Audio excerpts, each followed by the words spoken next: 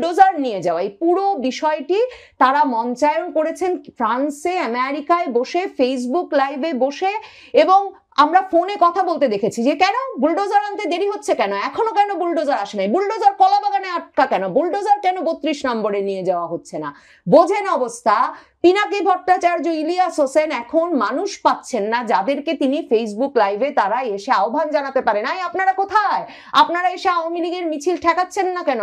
আওয়ামী লীগের মিছিল লম্বা হচ্ছে কেন? তারা ধমকাচ্ছেন ডক্টর ইউনূসের সরকারকে। যায় আপনাকে বলেছিলাম আপনি তো পারছেন না, আপনার পুলিশ পারছে না, আপনারা করছেনটা কি? এবং মাঝে মাঝেই তারা বিএনপিকে ধমকাচ্ছেন যে বিএনপি কেন পারছে না। বাংলাদেশে আওয়ামী লীগের মিছিল দীর্ঘ থেকে দীর্ঘতর হওয়া কিংবা তার চেয়েও বড় ব্যাপার, মানে সারা দেশ জুড়ে হচ্ছে, কোথাও লোকে প্রতিহত করছে না, পুলিশকে নানা রকম পুরস্কার, নগদ 5,000 টাকা করে হাতে ধরিয়ে দেওয়া হবে আওয়ামী লীগ ধরে আনলে, সেসব কথা বলার পরেও যে আওয়ামী লীগ যথেষ্ট ধরে আনছে না পুলিশ, এবং কোনো প্রেক্ষিতে আসলে আওয়ামী লীগের মিছিল থামানো যাচ্ছে না। শুধু আওয়ামী লীগ নয়, আওয়ামী লীগের সকল অঙ্গ সংগঠন একরকমের জেগে উঠেছে।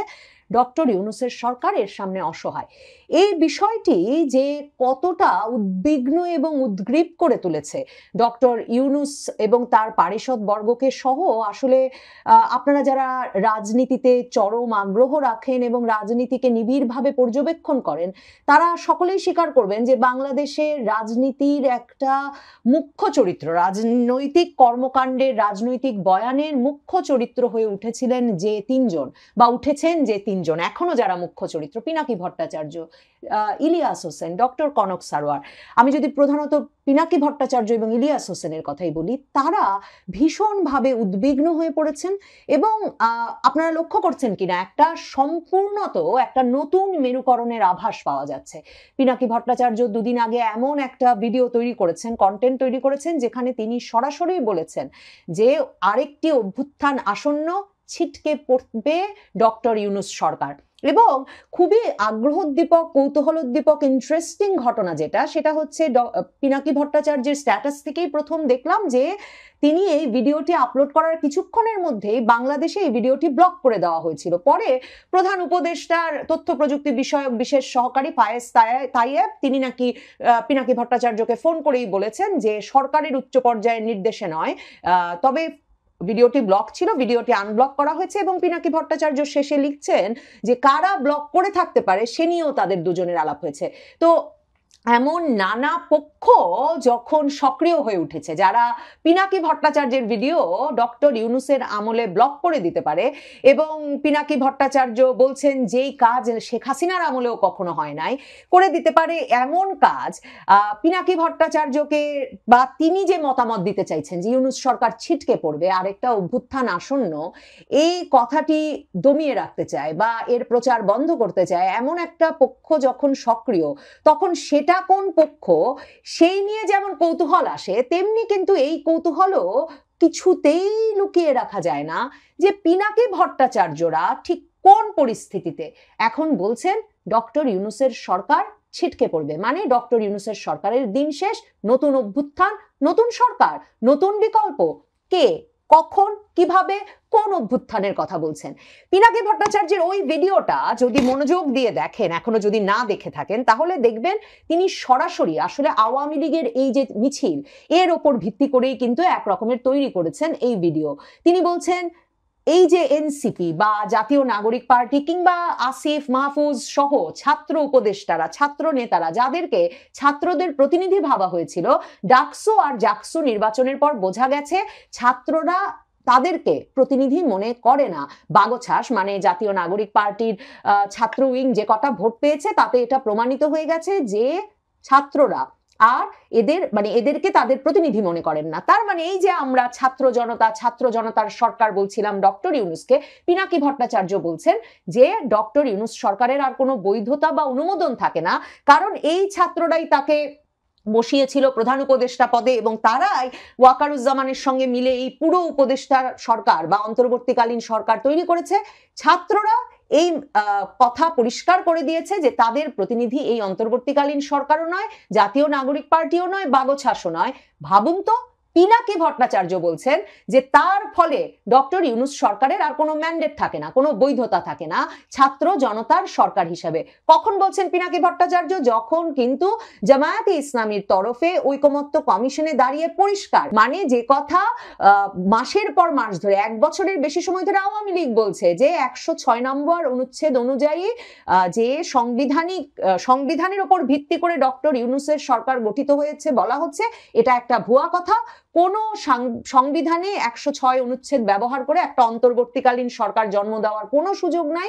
এবং সবচেয়ে বড় কথা, জামায়াতের ব্যারিস্টার শিশির মনির যে কথা বলছেন, আওয়ামী লীগ দীর্ঘদিন সে কথা বলে আসছিল যে সবচেয়ে বড় কথা, ডক্টর ইউনূসের সরকার গঠনের আগে এমন কোন আপিল বিভাগের বিচারপতিদের কাছ থেকে এই মতামত নেওয়ার জন্য কোনো শুনানি অনুষ্ঠানের কোনো সুযোগই ছিল না। এই শুনানির খবরটা বা এই শুনানির যুক্তিটাই মিথ্যা। জামায়াত ইসলামী যখন অবৈধ অসাংবিধানিক সরকার বলছে ডক্টর ইউনূস সরকারকে, তখন পিনাকি ভট্টাচার্যও বলছেন জনগণের ম্যান্ডেট নাই ডক্টর ইউনূস সরকারের বা নাহিদ ইসলামের দলের হাসনাত সার্জিসের মবের কিংবা আসিফ মাহমুদ মাহফুজের উপদেষ্টা পদে থাকার। পিনাকি ভট্টাচার্য এদের যে কোনো জনপ্রিয়তা নাই, সেটা কি শুধু ডাকসু ভোট দিয়ে বললেন? তিনি বললেন আওয়ামী লীগের মিছিল, মানে খুব গুরুত্বপূর্ণ কিন্তু এই মিছিলটার কথা আমি আপনাদের কয়েক দফা উল্লেখ করেছিলাম যে জাতীয় নাগরিক পার্টির অফিসের নিচে দুপুর 2টার সময় গত শুক্রবার বা শনিবারে জাতীয় নাগরিক পার্টির বাংলা মোটরের অফিসের নিচে দুপুর 2টার সময় জড়ো হয়ে আওয়ামী লীগের এবং তার অঙ্গ সংগঠনের নেতাকর্মীরা আধা ঘন্টা 40 মিনিট ধরে জড়ো হয়ে তারপর মিছিল বের করে কিন্তু ইন্টারকন্টিনেন্টালের দিকে যায়, 1000 লোকের মিছিল, এবং তারা জড়ো হয় জাতীয় নাগরিক পার্টির নিচে। পিনাকি ভট্টাচার্যের কাছে আবার তার ভিডিও ছিল। পিনাকি ভট্টাচার্য আওয়ামী লীগের নেতাকর্মীরা যে নিচে জড়ো হয়ে, উনি নিজেই বলছেন যে তারা নৃত্য করেছে জাতীয় নাগরিক পার্টির অফিসের নিচে দাঁড়িয়ে। দেখা যায় যে আওয়ামী লীগের নেতা কর্মীরা শেখ হাসিনা আসবে, বাংলাদেশ আসবে, শেখ হাসিনা বলে বলে লাফাচ্ছে, নাচছে। তো পিনাকি ভট্টাচার্য বলছে যে কার্যালয়ের সামনে আওয়ামী লীগের নেতাকর্মীরা দাঁড়িয়ে নাচছে, লাফাচ্ছে, জড়ো হচ্ছে, মানে জাতীয় নাগরিক পার্টি কই? যে তারা এসে তাদের সমর্থকরা, তাদের নেতাকর্মীরা এসে কেন আওয়ামী লীগের নেতাকর্মীদের প্রতিহত করতে পারছে না?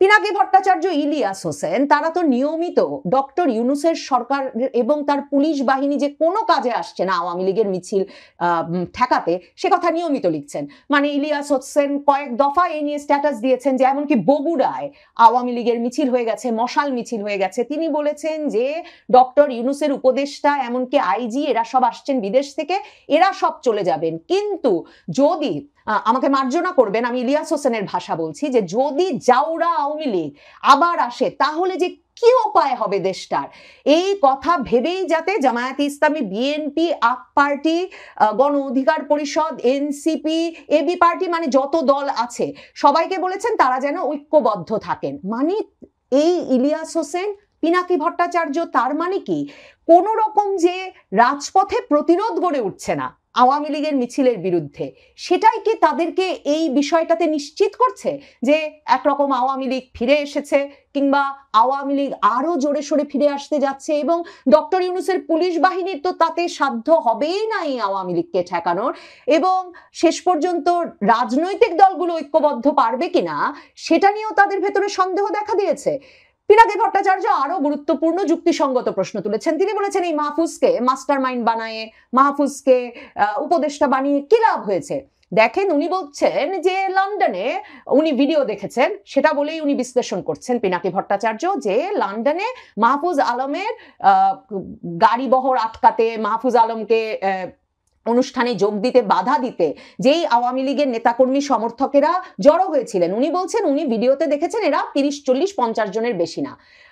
পিনাকি ভট্টাচার্য প্রশ্ন করছেন যে মাহফুজ আলমকে রক্ষা করার জন্য কেন 40 জন 50 জনও নাই, যেই 40 জন 50 জন গিয়ে মাহফুজ আলমকে উল্টো রক্ষা করার জন্য এই আওয়ামী লীগ নেতাকর্মী সমর্থকদের পাল্টা বিক্ষোভ তৈরি করতে পারেন।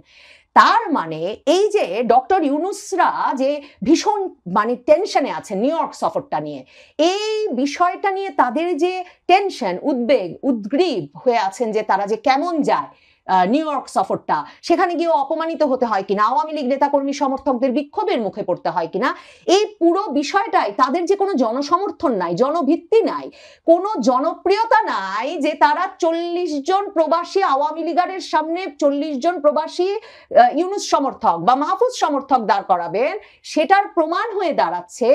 এই বিষয়গুলো আসলে ভীষণ উদ্বিগ্ন করে তুলেছে।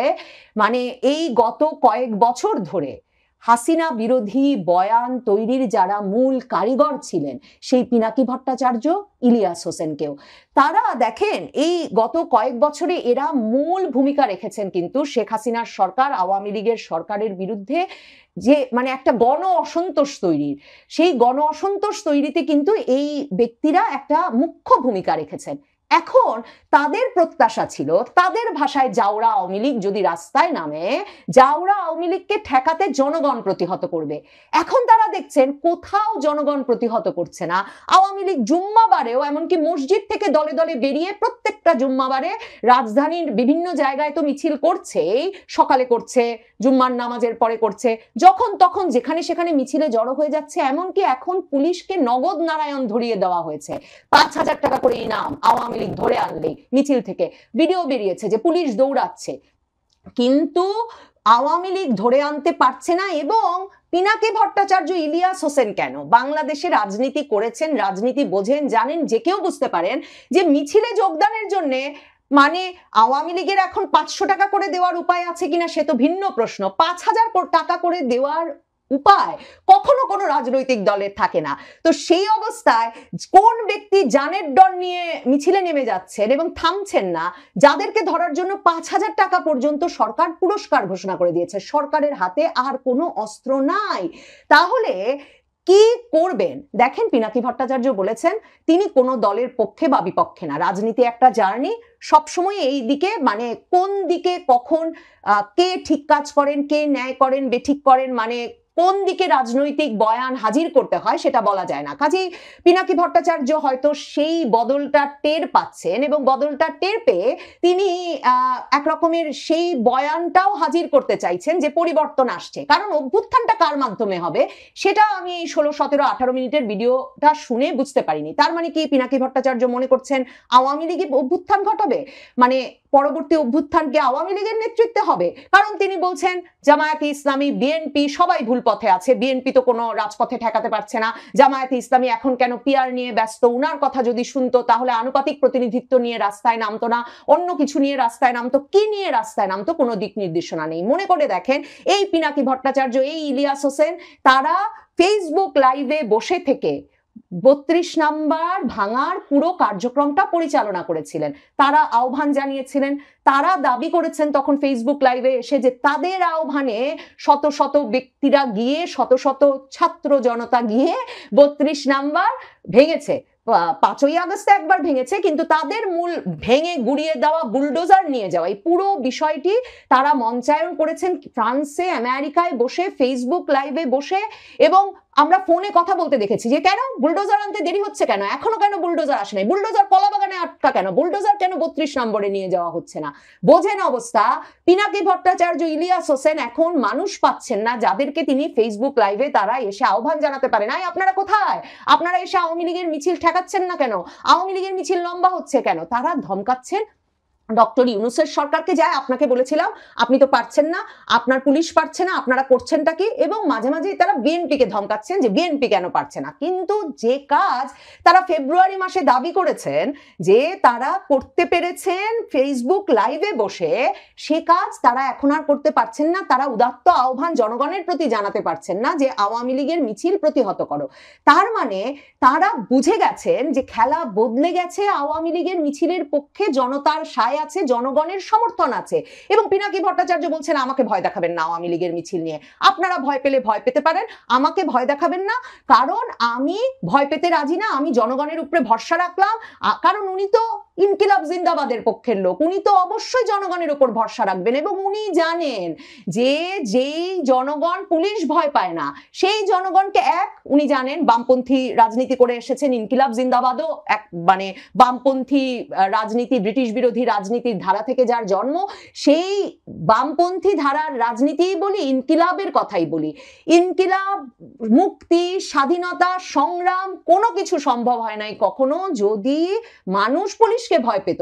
কাজেই তিনি জানেন যে পুলিশ দিয়ে এই আন্দোলন দমন করা যায় না। পুলিশকে অর্থ পুরস্কার দিয়ে বিপ্লবীদের ধরে আনার চেষ্টা কিন্তু ব্রিটিশ আমলে ব্রিটিশ সরকারও করেছিল, কিন্তু তাতে কিন্তু বিপ্লব থেমে যায় নাই বা বিপ্লবের গলা টিপে ধরা যায় নাই।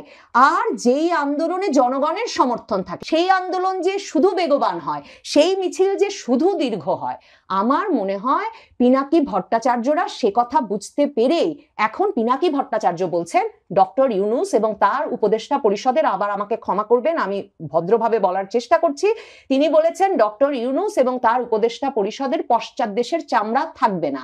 তিনি বলেছেন যে নেপালে যেমন হেলিকপ্টারের রশি ধরে মন্ত্রীদের পালাতে হয়েছে এবং তার আগে মার খেয়েছে মন্ত্রীরা, সেই ঘটনা ঘটবে ডক্টর ইউনূসের সরকারের এবং ডক্টর ইউনূসের উপদেষ্টা পরিষদেরও।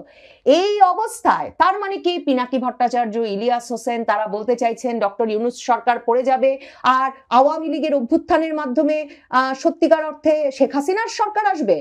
সে কথা পিনাকি ভট্টাচার্য বলেছেন, সেটা বলা যাচ্ছে না। তবে কারা অভ্যুত্থান ঘটাবে সেটা কিন্তু তিনি পরিষ্কার করেন নাই। কিন্তু আমাকে যদি জিজ্ঞেস করেন, আমি কি বলবো যে ইউনূস সরকার কাল পরশু বা ইউনূস সরকারের ঘন্টা বেজে গেছে, যে কোনো সময় ইউনূস সরকার পড়ে যাবেন? আমার বিশ্লেষণ সে কথা বলে না।